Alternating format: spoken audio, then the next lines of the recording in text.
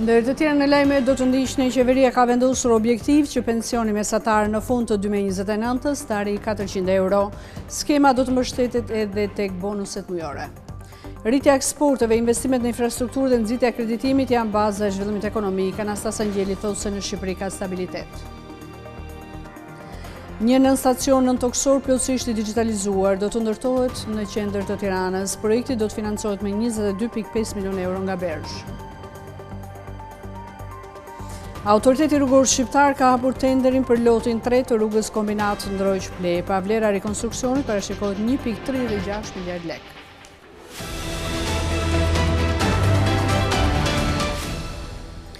Ju përshëndet zonja dhe zotrina, ndiqni me lajmet qendrore. Qeveria ka vendosur objektiv për politikën e pensioneve duke synuar që deri në fund të vitit 2029 pensioni mesatar për qytetarët me vite të plota pune të arrijë në 400 euro. Skema nuk do të mbështetet vetëm tek indeksimi vjetor, por edhe tek politika e bonuseve mujore si pjesë e paketës sociale.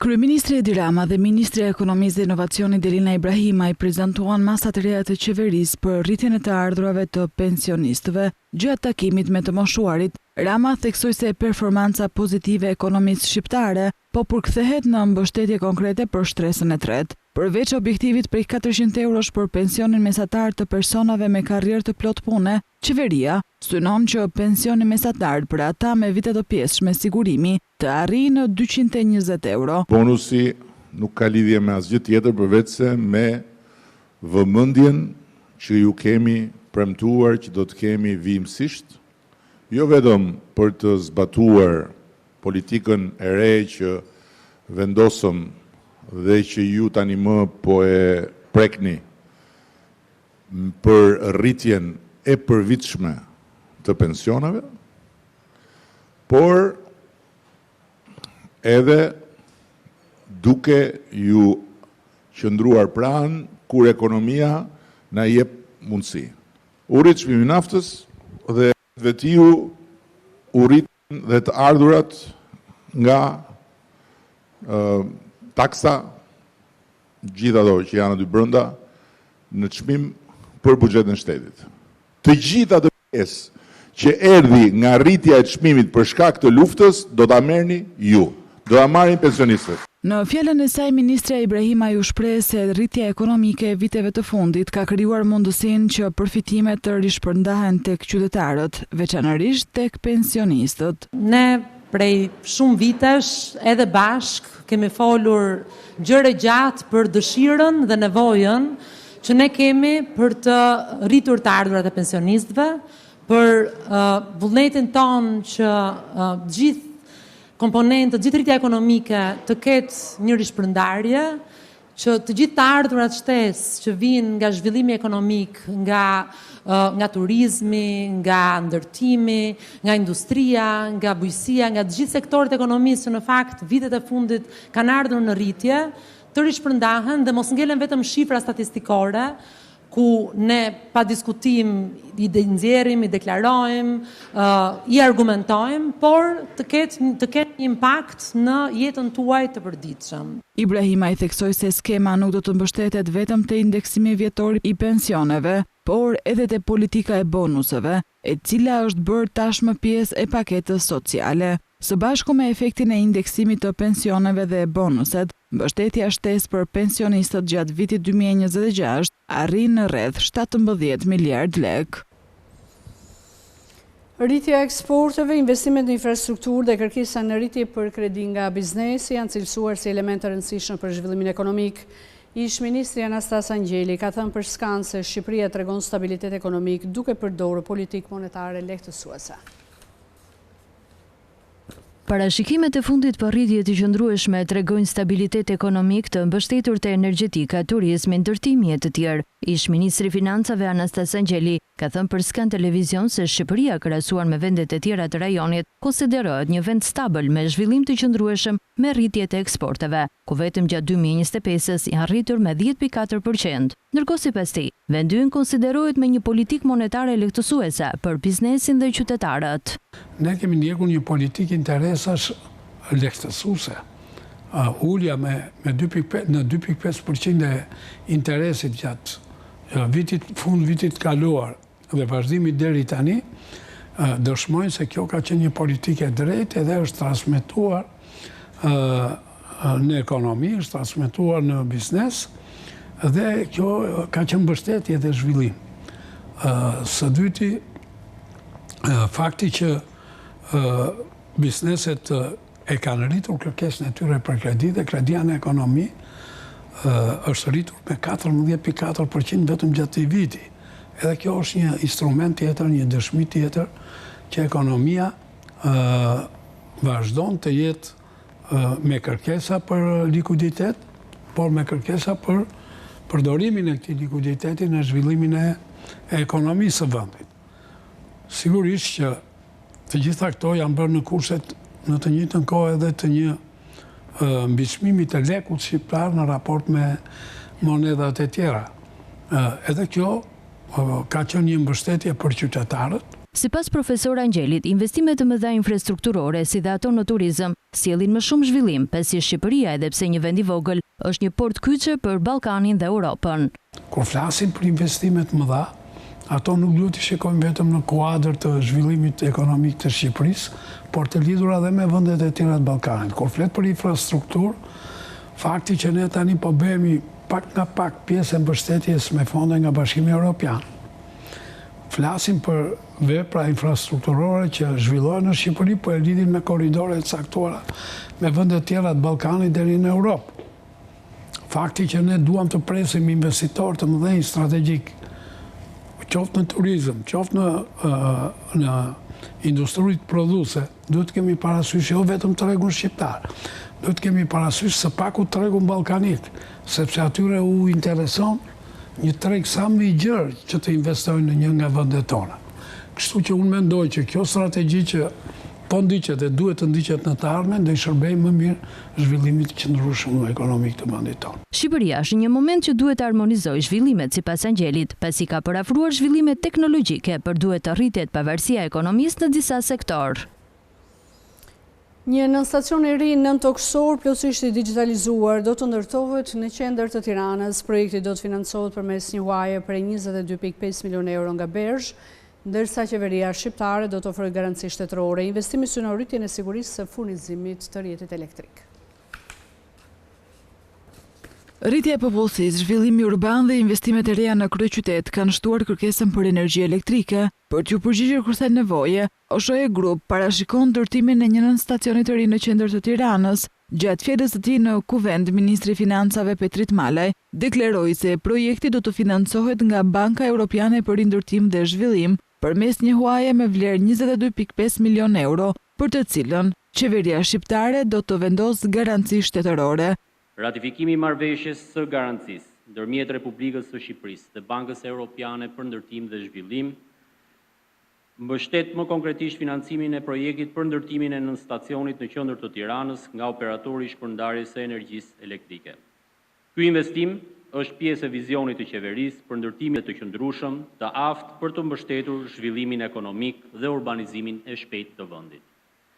Përmes zbatimit të këtij projekti, ne rrisim sigurinë e furnizimit me energji elektrike, përmirësimin cilësor të rrjetit, si dhe përgatisim sistemin për sfidat e së ardhmes. Nënstacioni do të jetë plotësisht i digitalizuar dhe nëntoksor. Kjo do të garantojë rritje të eficiencës operacionale, reduktim të humbjeve teknike, si dhe krijimin e kapaciteteve të nevojshme për integrimin e burimeve të reja të energjisë së rinovueshme.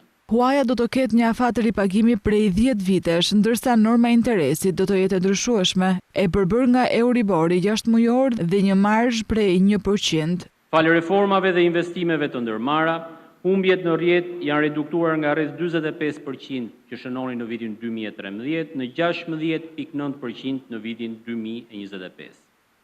Ky është një progres i rëndësishëm, por jo i mjaftueshëm. Pikërisht për këtë arsye, ne do duhet të vijojmë me investimet për modernizimin dhe digitalizimin e rrjetit të shpërndarjes.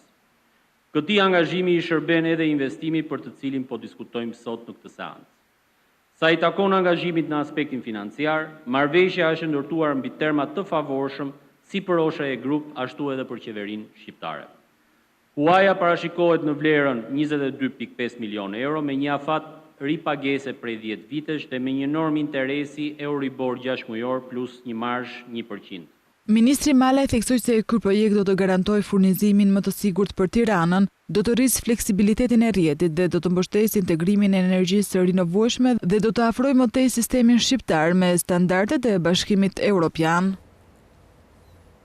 Moti i nxehtë ka rritur konsumin e energjisë elektrike në vend, sipas të dhënave nga operatori i shpërndarjes së energjisë elektrike, niveli është rritur me 12%, krahasuar me vitin e kaluar, por kjo situatë nuk ka krijuar probleme me furnizimin.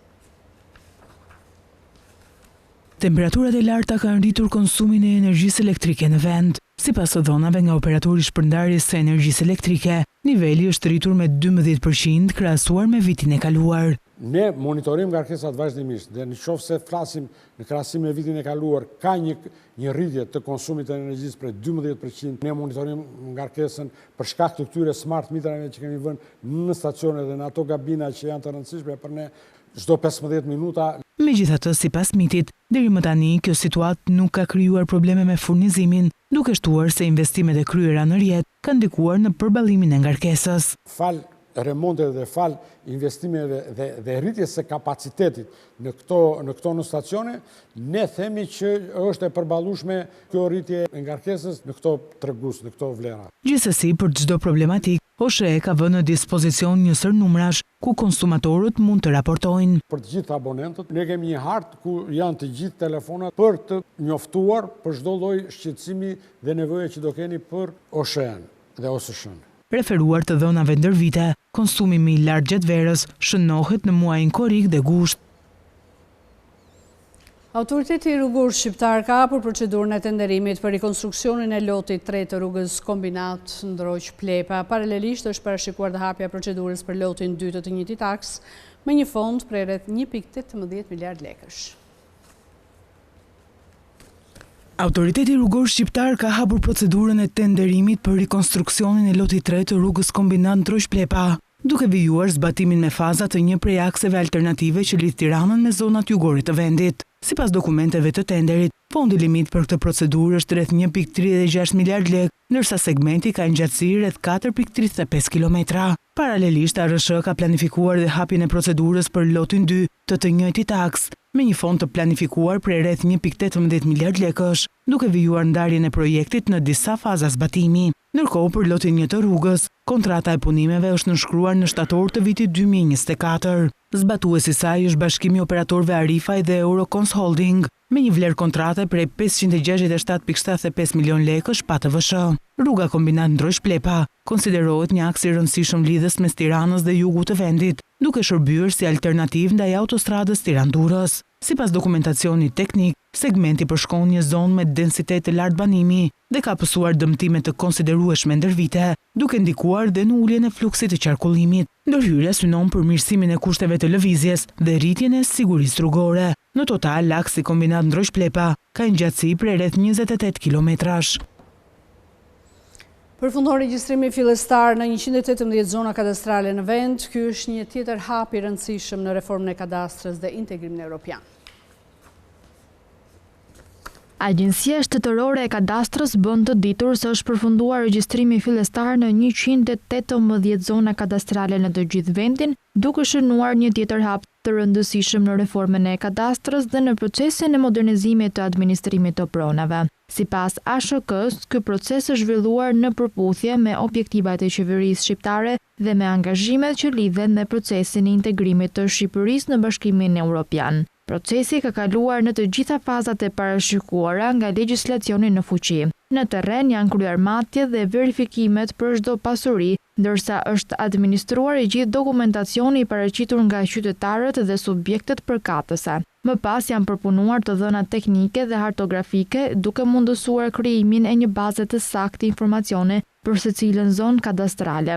Sipas ASHK-s, ky proces është një nga sipërmarrjet më të rëndësishme në fushën e administrimit të pronës, pasi synon krijimin e një regjistri të plotë të unifikuar dhe të sakt kadastral. Me përfundimin e regjistrimit në 118 zonat e fundit, mbi 95% e teritorit të Shqipërisë tashmë mbulohet me regjistër kadastral, një tregues që krijon bazat për një menaxhim më efikas dhe më transparent të pronave. Kadastra thekson se përfundimi i këtij procesi do të ndikojë drejt për drejt në përmirësimin e shërbimeve për qytetarët. Ndërkohë, nëpërmjet platformës e-Albania, dokumentacioni i pronësisë do të mund të merret më shpejt dhe me më pak procedura administrative, duke reduktuar kohën e pritjes dhe kontaktet fizike mes portelet. Krijimi i këtyre regjistrave përforcon sigurinë juridike mbi pronën, rrit transparencën në administrimin e saj dhe konsolidon transformimin digjital të shërbimeve kadastrale. Bizneset të rritën huamare në muajin maj me fokus kryesisht tek financimi i pasurive të paluajtshme dhe nevojat për likuiditet afatshkurtër, kredit për prona dhe overdraft ka shënuar rritje, ndërsa financimi për blerje pajisjesh utkur krahasuar me një vit më parë. Bizneset shqiptare vijuan të rrisin huamarrje në muajin maj me fokus kryesisht te pasuritë e paluajtshme dhe financimi afatshkurtër. Sipas të dhënave të Bankës së Shqipërisë, korporatat jo financiare private përfituan 25.5 miliard lekë kredi të reja nga 23 miliard lekë në të njëjtin muaj të vitit kaluar, duke shënuar një rritje prej 11%. Peshën më të madhe të financimit vijojnë ta mbajnë kredit për pasuritë paluajtshme. Vetëm në euro bizneset morën 5.83 miliard lekë kredi për këtë qëllim, nga 4.61 miliard lekë një vit më parë, ose 26.4% më shumë. Së bashku me kredit në lekë, financimi për pasuritë paluajtshme arriti në 7.69 miliard lekë, duke qenë qëllimi kryesor i huamarrjes së bizneseve gjatë muajit maj. Një tjetër segment me rritje të ndjeshme ishte overdrafti, i përdorur zakonisht për nevoja afatshkurtra likuiditeti. Totali i overdrafteve u rrit në 10.18 miliard lekë nga 8.44 miliard lekë në maj të vitit kaluar, ose rreth 20.6% më shumë. Rritja u mbështet kryesisht nga overdraftet në lekë, por edhe nga zgjerimi i financimit në dollar. Ndryshe paraqitet situata për kredit që lidhen me investimet në pajisje.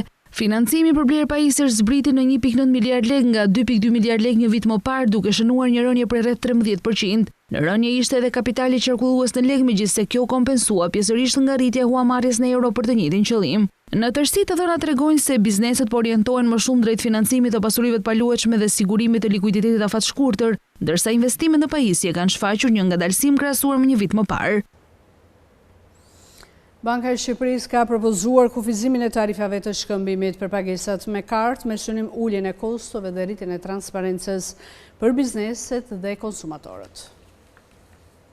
Blerjet me kartë bankare në Shqipëri mund të bëhen më të lira dhe më transparente për konsumatorët e bizneset. Banka e Shqipërisë ka publikuar për konsultim publik një projekt rregullore që vendos kufi për tarifat e shkëmbimit, pra tarifat që bankat i paguajnë njëra tjetrës sa herë kryhet një pagesë me kartë. Kur një qytetar paguan me kartë në dyqan, në transakcion përfshin banka që ka lëshuar kartën e qytetarit dhe banka që i ofron biznesit, terminalin POS. Për çdo pagesë, banka e biznesit i paguan një tarif bankës së klientit, kur kotot e fundit janë të ndryshme nga njëra tjetra.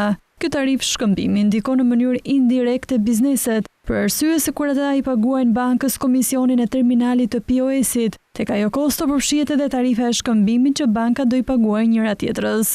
Me rregullat e reja, kjo tarif nuk do të mund të jetë më e lartë se 0.2% e vlerës së transaksionit për kartat e debitit dhe 0.3% për kartat e kreditit. Për shembull, nëse një qytetar kryen një blerje prej 10.000 lekësh me kartë debiti, tarifa e shkëmbimit nuk do të mund të kalojë 20 lekë. Kjo shumë nuk paguhet drejt për drejt nga klienti, por është pjesë e kostos që biznesi paguan për pranimin e pagesës me kartë. Projekti rregullor synon gjithashtu të rrisë transparencën. Bankat do të duhet të tregojnë bizneseve në mënyrë të detajuar se sa paguajnë për çdo lloj tarife në transaksionet me kartë. Nga ana tjetër, konsumatorët do të kenë më shumë mundësi zgjedhjeje në rastet kur karta e tyre mbështet më shumë se një skem pagese.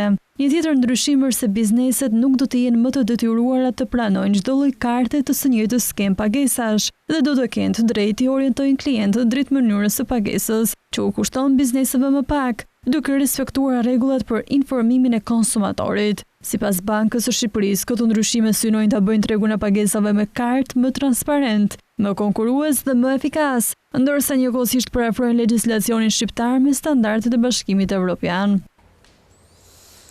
Edhe pse transaksionet online ranë në muajin maj, përdorimi home banking vijon të zerohet në terma vjetor, shërbimet bankare digjitale po fitojnë terren në menaxhimin e pagesave dhe financave personale. Rruga drejt zvoglimit të pagesave me para në dorë nuk është e thjeshtë dhe këtë tregojnë edhe shifrat herë në ulje, herë në ngritje të transaksioneve që realizohen në aplikacionet ose faqet e internetit të bankave. Sipas të dhënave më të fundit nga Banka e Shqipërisë, numri i transaksioneve ka pësuar rënje të ndjeshme në muajin maj, ku janë kryer rreth 4% më pak veprime bankare nga shtëpia krahasuar me muajin prill 2026. Nga ana tjetër, ka pasur një rënje të lehtë me 4% po ashtu të shumës së pagesave apo transferteve të realizuara me home banking. Kjo nuk kupton si një numër më i vogël pagesash apo transfertesh përmes internetit është përkthyer gjithashtu edhe në shuma më të vogla gjatë muajit maj. Megjithatë, nëse bëjmë një krahasim me periudhën janar-maj 2025, ku numri i veprimeve bankare ishte 4.3 milion, në po të njëjtën periudhë të 2026 kapi një shifër prej 5.3 milion. Shërbimet e ofruara përmes home banking ndryshojnë sipas bankave. Megjithatë, shumica e tyre ofrojnë nivel bazë të shërbimeve online. Ato mund të ndahen në dy kategori kryesore: funksione transaksionale dhe jo transaksionale. Funksionet transaksionale përfshin pagesën e kartës kreditit apo shlyerjen e kosteve të kredisë, transferta midis llogarive personale, transferta në çdo llogari, në çdo bank brenda dhe jashtë Shqipërisë, pagesat e faturave të telefonit, OSHE-s dhe UKT-s e të tjera. Ndërkohë funksionet jo transaksionale përfshin kontrollin e balancës dhe lëvizjet e llogarisë, urdhër pagesat periodike, gjendjen e kartave të debitit dhe kreditit, kredit konsumatore dhe ato për shtëpi, pra mbetje që duhen paguar, datat e pagesave, shuma e kosteve, detajet e depozitës tuaj me afat ose hapja një depozite të re. Ministri i Infrastrukturës dhe Energjisë Enea Karakaçi prezantoi në Prishtinë progresin e Shqipërisë në sektorin energjetik nga parafrimi ligjor me Bashkimin Evropian. Në Ministerialin e Komunitetit të Energjisë ai kërkoi për shpejtim të financimeve europiane për interkoneksionet. Shqipëria ka përmbyllur një nga detyrimet kryesore të kapitullit 15 të energjisë në procesin e parafrimit me Bashkimin Evropian pas miratimit të ligjit për sektorin e energjisë elektrike. Nga Ministeriali i Komunitetit të Energjisë në Prishtinë, Ministri i Infrastrukturës dhe Energjisë Enea Karakaçi tha se Shqipëria së bashku me Malinezi renditet ndër vendet më të avancuara të rajonit sa i takon përmbushjes së dispozitave ligjore në sektorin energjetik. Njoftova me kënaqësi faktin që tashmë Shqipëria ka miratuar ligjin e sektorit të energjisë elektrike duke përmbyllur detyrimin që ka në bazë të kapitullit 15 të energjisë të Bashkimit Evropian. Duke përmbyllur këtë paketë ligjore, Shqipëria bashkë me Malinezi janë ndër shtetet që kanë përmbushur gjitha dispozitat ligjore të sektorit të energjetik dhe vendos vendin tonë në një pozitë shumë përparuese në raport me gjitha shtetet e rajonit. Sigurisht ndava me kolegët ministra faktin që tashmë në Shqipëri mbi 10% e energjisë vjen nga energjia diellore. Gjatë kësaj periudhe të verës ne kemi parë 10 ditë që nuk kemi patur në punë kaskadën e drinit, pra të treja veprat energjetike të menaxhuara nga shoqëria Kesh, pikërisht për shkak të volumit të lartë të energjisë diellore që prodhohet në Shqipëri.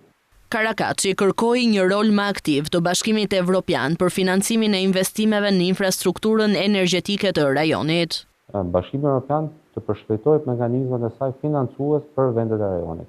Gjitha vendet e rajonit në këtë kohë kanë nevojë për investime në infrastrukturën e interkoneksioneve energjetike dhe në këtë kuptim është e nevojshme që të kemi edhe një përshpejtim të këtyre procedurave për investime. Korniza e investimeve për Ballkanin Perëndimor është një mekanizëm shumë i mirë, megjithatë kemi nevojë për masa më të shpejta në mënyrë që të krijojmë mundësi për të marrë energji më tepër të rinovueshme në sistem dhe për ta ndërlidhur me gjitha vendet e rajonit. Ministri nënvizoi se pas krizave të fundit energjetike, bashkëpunimi mes vendeve të Ballkanit Perëndimor dhe Evropës Juglindore mbetet thelbësor për të garantuar furnizim të qëndrueshëm, siguri energjetike dhe një tranzicion më të shpejtë drejt burimeve të pastra. Mbështetja për startupe do të rritet gradualisht me synimin që deri në vitin 2030 fondi të arrijë 20 milion euro. Nga aktiviteti i shpalljes së fituesve të Grant 2026, Kryeministri Rama tha se fondi i këtij viti u dyfishua në 6 milion euro për shkak të numrit të lartë të aplikimeve. Qeveria synon të rrisë mbështetjen për startupet duke arritur në 20 milion euro në vitin 2030. Kryeministri Rama nga aktiviteti i shpalljes së startupeve fituese, që do të mbështeten përmes Grant 2026, theksoi se numri i lartë i aplikimeve dhe fondi prej 3 milion eurosh i vendosur në dispozicion nuk siguronte mbështetjen e duhur për të gjithë, ndaj fondi u dyfishua në 6 milion euro nëpërmjet një VKM-je. Nuk u ndjem mirë që me shumën e vënë në dispozicion 3 milion euro nuk ja dilnim dot të përgjigjeshim me mbështetjen e duhur për të gjithë ata që sipas Komisionit të Vlerësimit meritonin mbështetje. Kështu që e shtym pak këtë takim për të reflektuar në aktin normativ të qershorit një ndryshim edhe një fond ekstra për t'ju përgjigjur të gjithë aplikantëve që kanë sjellë propozime që meritojnë ta kenë një shans. Kështu që nga 3 milion ne e kaluam në 6 milion euro. Sistemi ynë i startupeve është klasifikuar i 4-ti për rritjen më të shpejt në rang evropian. Ambicia jon është që deri në fund të kësaj dekade, pra në 2030 të arrim në një kapacitet për 20 milion eurosh për mbështetjen e startup. Kryeministri bëri të ditur gjithashtu se qeveria po përgatit një instrument të ri financiar për startupet që arrin të kalojnë me sukses fazën e parë të zhvillimit. Besojmë shumë që të njëjtën gjë duhet bëjmë edhe me startupet tona, të cilat kalojnë në një fazë të dytë dhe kanë nevojë për një mbështetje ekstra për të zhvilluar pasi konfirmohen në fazën embrionale. Dhe këtë ne mund ta bëjmë pikërisht duke filluar me krijimin e fondeve të posaçme që i kemi parashikuar në legjislacion tani më. Ndërkaq, Ministrja e Ekonomisë dhe Inovacionit Delina Ibrahimaj theksoi se ndërtimi një ekonomie moderne nis nga mbështetja e të rinjve që zgjedhin të zhvillojnë idetë e tyre në Shqipëri. Studentët e huaj përbënin 2.1% të regjistruarve në arsimin e lartë në Shqipëri gjatë vitit akademik 2025-2026, duke shënuar një rritje prej 0.3% krahasuar me një vit më parë. Studimet jashtë vendit u ofrojnë studentëve mundësinë të njihen me sisteme të ndryshme arsimore, të pasurojnë përvojën e tyre akademike dhe kulturore, si dhe të zhvillojnë aftësi profesionale e ndërkulturore që rrisin mundësitë në tregun e punës.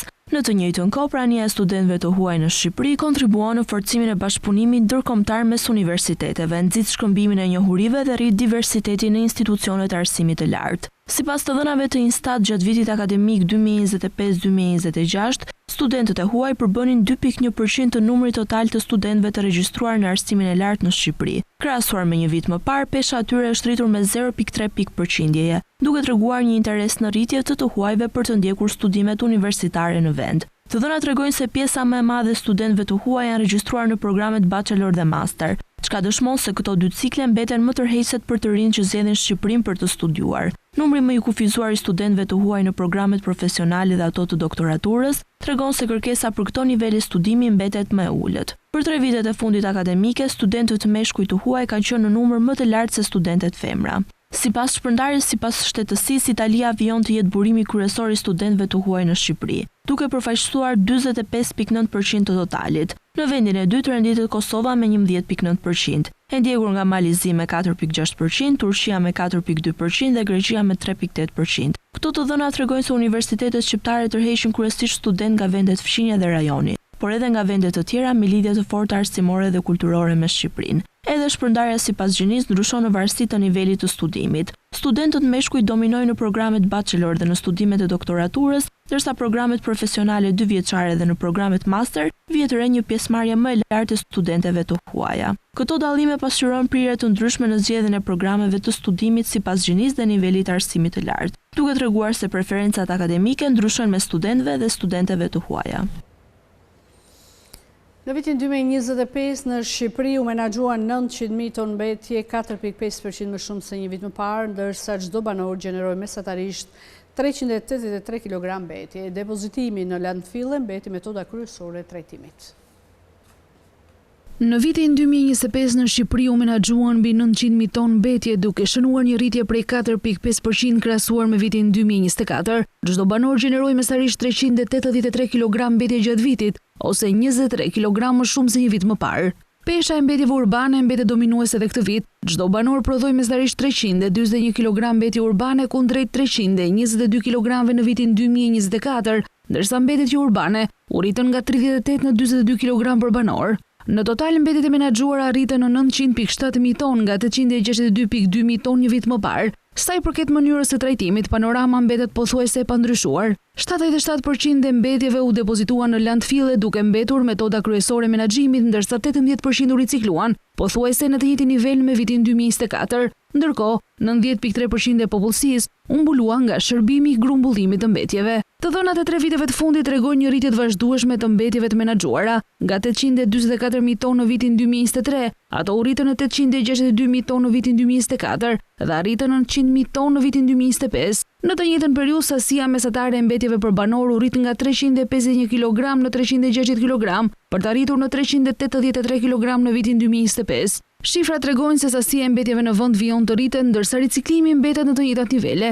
Kjo nënkupton se depozitimi në landfille vazhdon të jetë forma kryesore e trajtimit të mbetjeve, pavarësisht rritjes së volumit të tyre. 59% e shqiptarëve konsiderojnë ndryshimin klimatik kërcënim shumë serioz për 20 vitet e ardhshme, por vetëm 45% besojnë se shumica e bashkëqytetarëve ndajnë të njëjtin shqetësim.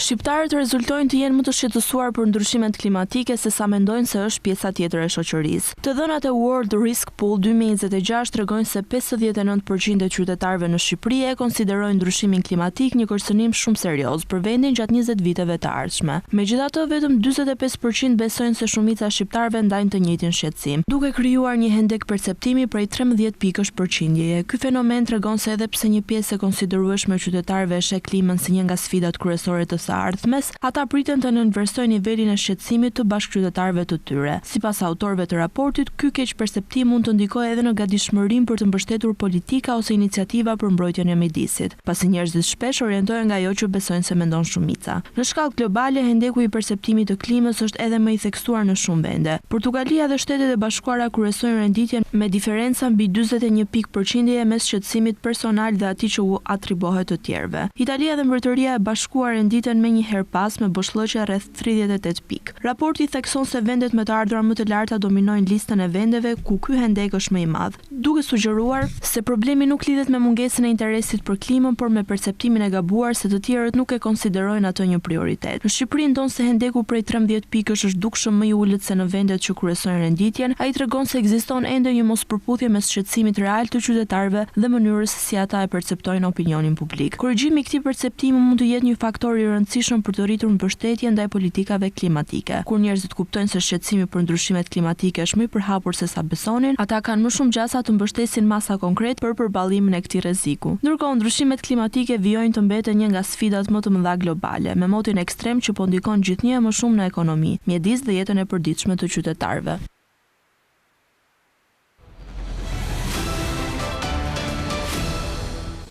Valët e të nxehtit ekstrem po i shkaktojnë ekonomisë europiane dëm e qarinë në 100 miliarda euro. Humbja vjetore i kalon 43 miliard euro nga rënja e produktivitetit, dëmet në bujqësi dhe turizëm. Vala e të nxehtit që ka goditur Europën nuk është vetëm një problem klimatik, por shndrohet në një kërcënim serioz ekonomik. Sipas analizave të fundit, temperaturat ekstreme mund të kushtojnë ekonomive europiane qindra miliona euro deri në vitin 2030, duke ulur prodhimin dhe produktivitetin e punës. Ekspertët paralajmërojnë se pasojat nuk lidhen vetëm me temperaturat e larta. Kur ato kalojnë mbi 30 gradë Celsius, produktiviteti i punonjësve bie mesatarisht me 3% për çdo gradë shtesë, ndërsa kërkesa për energji elektrike rritet me rreth 1.2%, pasi familjet dhe bizneset përdorin më shumë sisteme ftohje. Raporti vlerëson se Franca është vendi europian më i ekspozuar ndaj kostove ekonomike të nxehtësisë ekstreme. Humbjet e saj mund të arrijnë në rreth 209 miliard euro gjatë 5 viteve të ardhshme. Pastaj renditet Italia me rreth 128 miliard euro humbje të mundshme, Gjermania me 114 miliard euro dhe Spanja me 104 miliard euro. Në disa vende, ndikimi mund të përkthehet në tkurrje të aktivitetit ekonomik deri në 7% deri në fund të dekadës. Raporti vjen në një moment kur Europa po përballet me valë të fortë të nxehti. Në Francë mbi 40 milion banor janë vendosur në alarme meteorologjike, ndërsa temperaturat kanë kaluar mbi 41 gradë Celsius. E njëjta situatë raportohet edhe në Spanjë, Itali dhe Gjermani. Sipas ekspertëve, asnjë ekonomi e madhe europiane nuk konsiderohet plotësisht e përgatitur për pasojat ekonomike të nxehtësisë ekstreme. Sipas tyre, përshtatja ndaj klimës po bëhet aq e rëndësishme sa politika tradicionale ekonomike. Investimet në izolimin termik të banesave, sistemet e ftohjes, rrjetet energjetike dhe sigurimet kundër fatkeqësive natyrore mund të ndihmojnë në zbutjen e kostove që sjell një Europë gjithnjë më e nxehtë. Më 7 dhe 8 korrik, Ankaraja pret lideret e 32 vendeve të aleancës, mes tyre dhe presidentin Amerikan Donald Trump.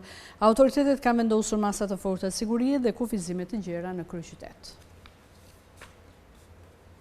Më datat 7 dhe 8 korrik, Ankaraja pret lideret të 32 vendeve të aleancës, mes tyre dhe presidentin Amerikan Donald Trump. Autoritetet kanë vendosur masa të forta sigurie dhe kufizime të gjera në kryeqytet. Mes pjesëmarrësve pritet të jetë edhe presidenti Amerikan Donald Trump, ndërsa autoritetet vendase synojnë jo vetëm të garantojnë sigurinë e samitit, por të tregojnë angazhimin e Turqisë brenda NATO-s. Vetë Trump ka lënë të kuptohet se organizimi i samitit në Turqi ka ndikuar në vendimin e tij për të marrë pjesë. Presidenti turk Recep Tayyip Erdogan e ka cilësuar Turqinë një aleate të besueshme që mban përgjegjësi të rëndësishme në kahun juglindor të NATO-s. Sipas tij, ky samit do të jetë një pikë referimi në historinë e aleancës. Për mbarvajtjen e këtij samiti në Ankara janë angazhuar 10 mira efektiv policie, ndërsa sistemet e mbrojtjes ajrore janë vendosur në gatishmëri të lartë. Zona përreth aeroporteve, kompleksit presidencial ku do të mbahet samiti dhe hoteleve ku do të qëndrojnë delegacionet do të kenë kufizime të rrepta të qarkullimit. Autoritetet kanë ndaluar protestat, koncertet dhe ceremonitë e diplomimit gjatë ditëve të samitit. Gjithashtu, një pjesë e punonjësve të administratës shtetërore janë nxjerrë me leje me synimin për të ulur trafikun në qytetin me afro 6 milion banor. Turqia është anëtare e NATO-s që prej vitit 1952 dhe ka ushtrinë e dytë më të madhe të aleancës pas Shteteve të Bashkuara të Amerikës. Megjithatë, vitet e fundit ajo ka ndjekur shpesh një politik të pavarur, duke refuzuar të bashkohet sanksioneve ndaj Rusisë, duke blerë sisteme ruse të mbrojtjes ajrore dhe duke vonuar anëtarësimin e Finlandës dhe Suedisë në NATO, derisa u plotësuan disa nga kërkesat e saj. Ari ka realizuar humbjet më të mëdha tremujore në 13 vitet e fundit gjatë tremujorit të dytë të vitit. Megjithatë, pavarësisht rënies, analistët parashikojnë se metali i verdh do të vijojë të luajë një rol kyç në portofolit e investitorëve. Çmimet e arit po vjojnë tendencën negative, ndërsa metali i çmuar mbylli tremujorin më të keq në 13 vjet gjatë tremujorit të dytë. Më 29 janar të këtij viti, ari preku nivelin më të lartë historik prej $5,586.2 për onzë, por që nga ajo kohë ka humbur ndjeshëm terren pasi investitorët kanë pasur një qëndrim negativ ndaj perspektivës së aseteve që nuk japin interes në një mjedis me norma potencialisht më të larta interesi. Në periudhën prill-qershor të këtij viti, metali i verdh humbi rreth 16% të vlerës, tremujori më i keq nga tremujori i dytë i vitit 2013. Pavarësisht rënies, ari që tradicionalisht konsiderohet si një aset i sigurt në kohë trazirash, ende ka një rol kyç për të luajtur në portofolet e investitorëve, ndërsa korelacionet tradicionale prishen. Në raportin mbi perspektivën globale të investimeve, Instituti Amundi tha se sfondi më sfidues i politikës monetare së bashku me trajektoret e larta të borxhit publik dhe diversifikimin e bankave qendrore larg aseteve të bazuara në dollar duhet ndihmojnë në mbështetjen e kërkesës për arë dhe metale të çmuara në gjysmën e dytë të këtij viti. Investitorët përballen me një botë në të cilën pavarësia e bankave qendrore po vihet në provë, inflacioni është më i paqëndrueshëm dhe rreziqet e përqendrimit po rriten. Portofolet më të mira për këtë regjim të ri mund të rezistojnë skenarëve të ndryshëm. Ato duhet të diversifikohen në të gjitha monedhat, të investojnë në asete reale dhe arë dhe të eksplorojnë sektorët e aksioneve, njoftoi Instituti i Investimeve Amundi. Sondazhi i fundit i Këshillit Botëror të Arit mbi rezervat e bankave qendrore zbuloi se më shumë banka qendrore globale janë të gatshme të rrisin rezervat e tyre të arit gjatë vitit të ardhshëm. Edhe argjendi pati një tendencë në rënje të mërkurën, ndërsa shitja u prap edhe në metale të tjera të çmuara. Kemi ardhur këtu në fund, por unë kujtoj se për më tepër informacione ju mund të na gjeni edhe në faqen tonë në internet skan.tv.al, ku mund të gjeni gjithçka mbi ekonominë, bankat, sigurimet, tregjet financiare të tjerë. Gjithashtu mund të na ndiqni edhe në rrjetet sociale si Facebook, Instagram, YouTube dhe LinkedIn. Unë ju falenderoj që na keni ndjekur, bashkë më takosh.